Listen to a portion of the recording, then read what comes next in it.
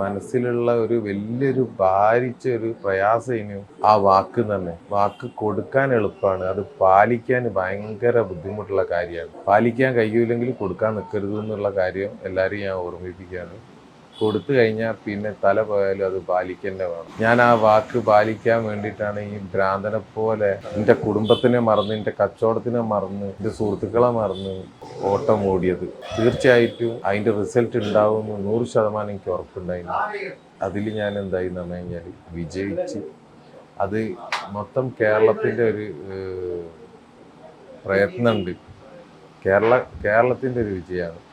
തീർച്ചയായിട്ടും ഞാൻ ആ വിജയത്തിൽ എന്താ പറഞ്ഞു കഴിഞ്ഞാൽ എല്ലാ ക്രെഡിറ്റും മലയാളികൾക്ക് കൊടുക്കുകയാണ്. നമുക്കൊരു ഇതിൻ്റെ പേരിലൊരു ഫേമസ് ആവാനോ ആഗ്രഹമില്ല. ഇതിൻ്റെ ഒരു ബെനിഫിറ്റ് നമുക്ക് ആവശ്യമില്ല. ഇത് മുഴുവൻ ജനങ്ങളുടെ വിജയമാണ്.